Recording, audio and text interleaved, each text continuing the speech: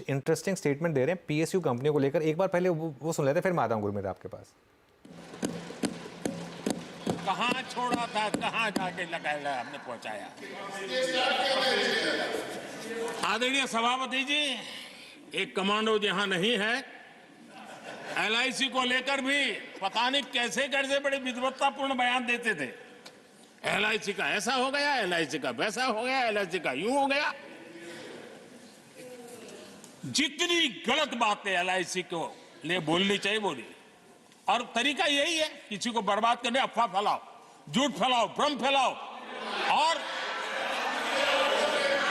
और टेक्निक वही है। तो गांवों में किसी का बड़ा बंगलो हो, लेने का मन करता हो, लेकिन हाथ ना लगता हो, तो फिर हवा फैला देते, ये भूतिया बंगला है, यहां जो जाता है ऐसी हवा फैला देते, कोई लेता नहीं, फिर पैदा करके लपक लेते। एलआईसी एलआईसी क्या क्या चलाया। आदरणीय सभापति जी, मैं सीना तान करके सुनाना चाहता हूं, आंखें ऊंची करके सुनाना चाहता हूं। आज एलआईसी के शेयर रिकॉर्ड स्तर पर ट्रेड हो रहे हैं। क्यों? आदरणीय सभापति जी, अब प्रचार किया जा रहा है पीएसयू बंद हो गए, पीएसयू बंद हो गए। अब उनको तो याद भी नहीं होगा क्या है, बस किसी ने पकड़ा दिया, बोलो बोलो। 2014 में देश में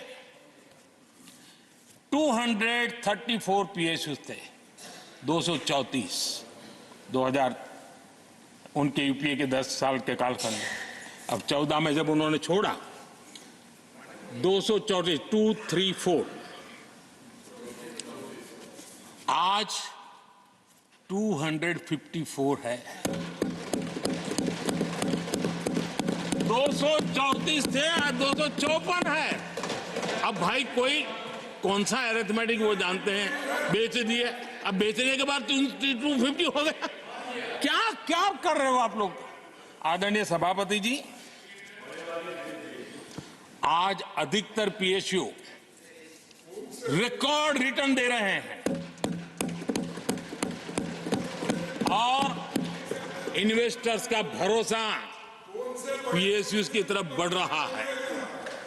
जो छोटा सा भी शेयर बाजार जानते हैं, इनको समझ आता है, नहीं समझता है तो किसी को पूछो।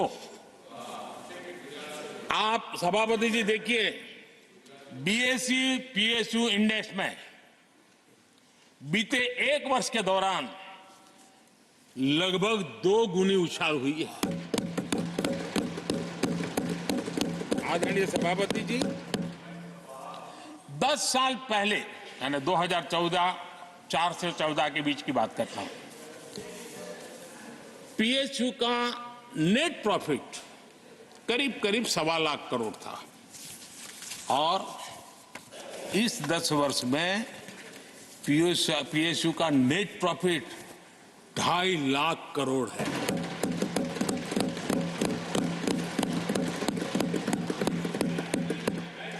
दस वर्ष में, हमारे 10 वर्ष में पीएसयू की नेट वर्थ 9.5 लाख करोड़ से बढ़कर के 17 लाख करोड़ हो गई है।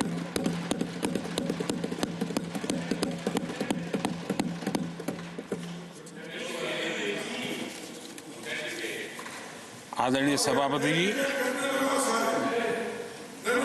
इनका हाथ जहां भी लगता है ना, उसका डूबना तय हो जाता है, और उससे यही दशा करके उन्होंने छोड़ी थी।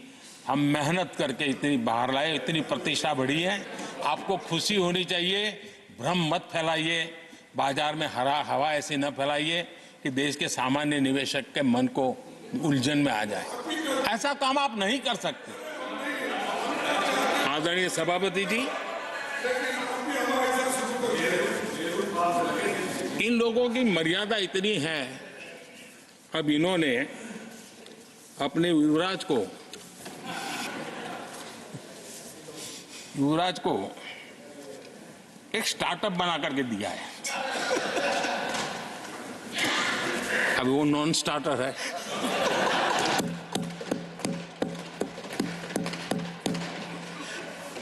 न तो वो लिफ्ट हो रहा है न वो लॉन्च हो रहा है।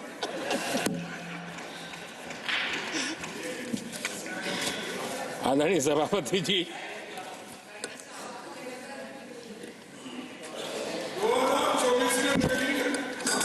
आप पिछली बार भी इतनी शांति से रहे हो तो कितना मजा आता।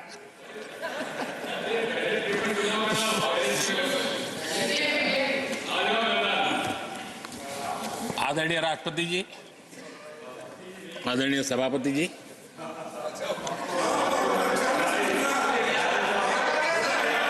बधाई हो, बधाई हो, बधाई हो, सबको बधाई हो।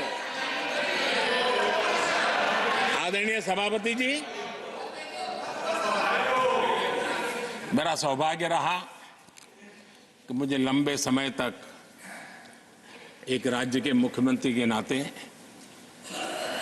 देश की और जनता की सेवा करने का अवसर मिला, और इसलिए मैं रीजनल एस्पिरेशंस को बहुत भली भांति समझता हूं, क्योंकि मैं उस प्रोसेस से निकला हूं। जैसे हमारे यहाँ दिग्विजय जी, उनको भली भांति सहज समझ आता है भी एक राज्य के लिए क्या होता है। हम लोग उसी दुनिया से निकल करके आए हैं, तो हमें अनुभव है, पता है। शरद राव जी को है, तो ऐसे कुछ लोग हैं यहाँ जिनको ये सारी चीज़ों का पता है। देवगौड़ा साहब है, तो इन लोगों के इन सारी चीज़ों का पता है, तो हम इसका महात्मा समझते हैं। हमें कोई किताबों में नहीं पढ़ना पड़ता है, हम अनुभव कर करके आए हैं। और ये भी सच्चाई है साहब, 10 साल यूपीए की पूरी शक्ति